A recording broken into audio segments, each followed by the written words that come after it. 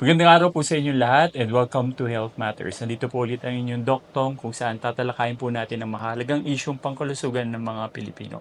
Ngayon po ay pag-uusapan naman po natin ang colorectal cancer. Isa sa pinaka-common na cancer dito. Actually, siya pong ikatlong pinakakaraniwang cancer dito sa Pilipinas. At makasama po natin ngayon ang isa po nating kaibigang doktor. Dito rin po siya sa Baguio General Hospital. Isa po siyang colorectal surgeon. At makakapanayan po natin siya, si Dr. Laidana Kasuga, isang eksperto sa larangang ito. Salamat sa pagsama mo ngayon, Dr. Lides. So, salamat po, Doc Tong. So, napakahalagang talakayin natin ito talagang dahil marami pa ang hindi gaanong mulat tungkol sa sakit na ito sa ating bansa. Doc Lides, ano nga ba itong colorectal cancer? Di ko alam kasi sa Tagalog kung ano ito eh. At bakit ito very common pa dito sa Philippines? So, ang colorectal cancer po or cancer sa malaking bituka ay nagsisimula sa mga polyps, sa colon or sa rectum. So, ito po ay part ng ating large intestines. So, sa kasamaang palad po, halos 20,000 na bagong kaso ang naitatala taon-taon dito sa Pilipinas. At kalahati nito ay naiuwi sa kamatayan. So, ilan sa mga panganib na nagdudulot nito ay ang pagtanda, hindi malusog na pagkain, paninigarilyo, at lahing may kasaysayan ng sakit na ito. So, ang masakit din dito po, maraming pasyente ang nakadiagnose ng huli na or nasa advanced stage na po. At dahil sa kakulangan na rin siguro ng awareness and screening. Napaka Doc Lides, napaka-alarming ito, So kaya naman dumako po tayo sa mga hamon at may mga challenges sa screening at may mga guidelines ba tayong pwedeng sundan. So bakit nga ba hindi gaano nagagamit itong mga to? Bakit late na? Laging stage 3, lagi ng stage 4, Doc Lides. Yes.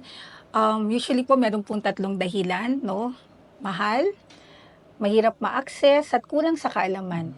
Which I think is yun po ang pinakauna.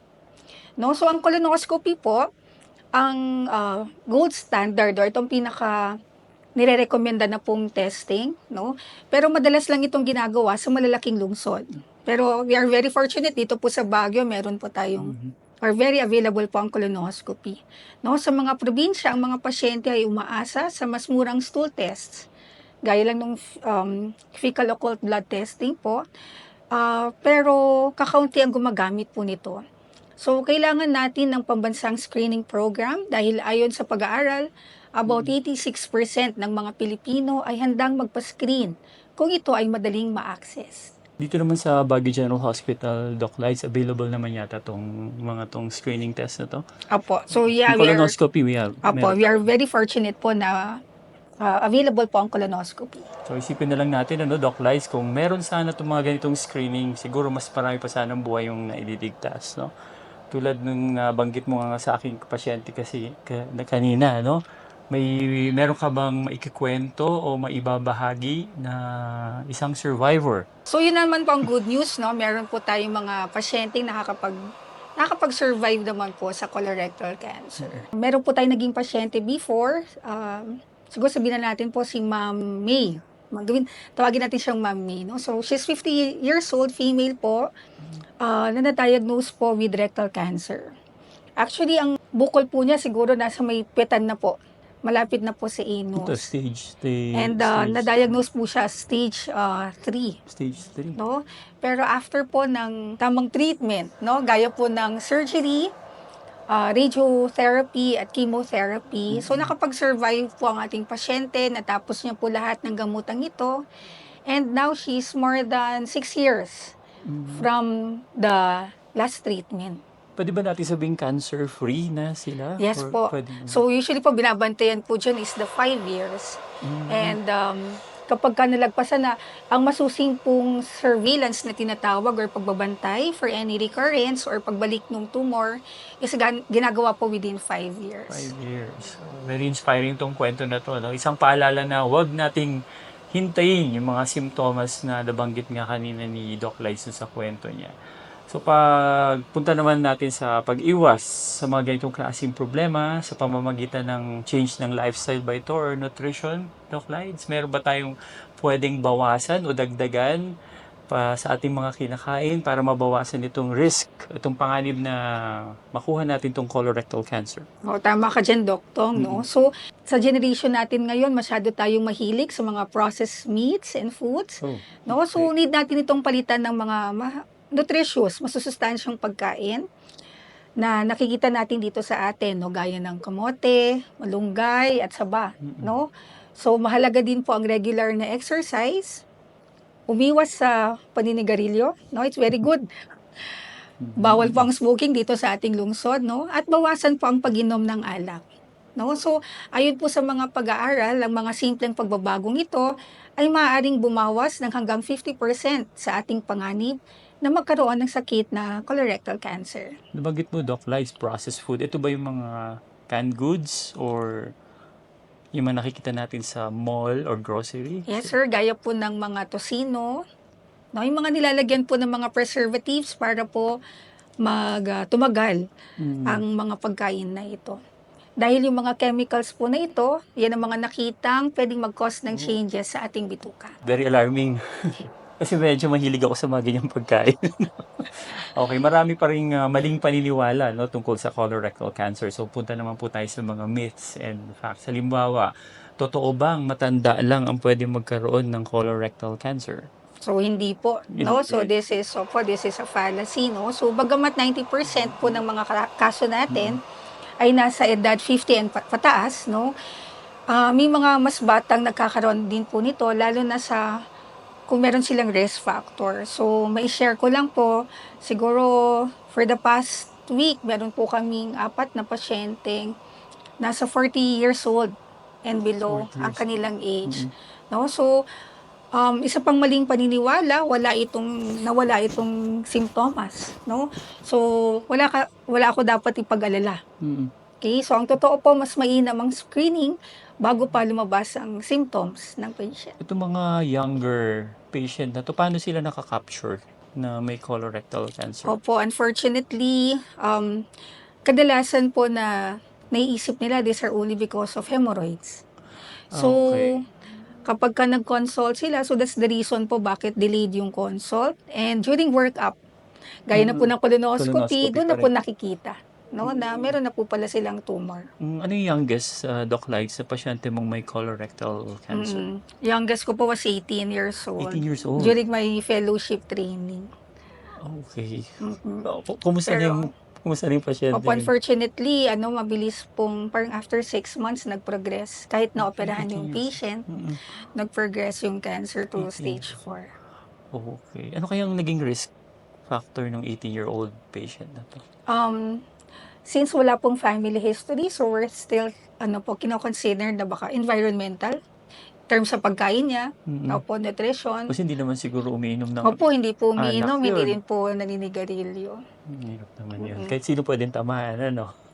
Tama po. So, punta naman natin yung mga paggamot, yung mga lunas na pwede natin gamitin dito sa colorectal cancer. Meron bang mga bagong treatment, Doc Lights? May mga bagong treatment options ba tayo para sa colorectal cancer? So, bagamat surgery po, no, at chemotherapy ang nananatiling primary or pangunahing treatment, may mga hospital po sa Manila na gumagamit ng robotic assisted surgery, no, para sa maging madali or mas eksakto ang operasyon, no. Ang problema lang po, yun, mahal po ito, no, it costs millions. Kaya patuloy tayong nananawagan para sa mas maraming subsidy at tulong na pinansyal para sa ating mga pasyente. Let's go to family history and genetics. Okay. Doc Lights, gaano kalaki ang epekto ng family history sa panganib ng sakit na to? So actually, mga pasyente po natin, no, kung meron silang first degree relative na may colorectal cancer, so doble po ang chance nila na magkaroon din nito. No, so kung meron po silang history sa family, dapat magsimula po ang screening sa edad na 40 years old, or actually po 10 years younger than the earliest po ng age ng diagnosis. Okay? So, sa kasamang palad po, no, kaunti pa lang ang may access sa genetic counseling dito sa Philippines. Pero ito po ay napakahalaga, lalo na sa pamilyang mataas ang panganib. Paano naman na hinaharap ng mga pamilya to, ano? Itong colorectal cancer yata, pag na-opera, hindi tapos na. Yes, Hindi sir. pa nagtatapos doon yung treatment. So, ano yung challenges sa mga family?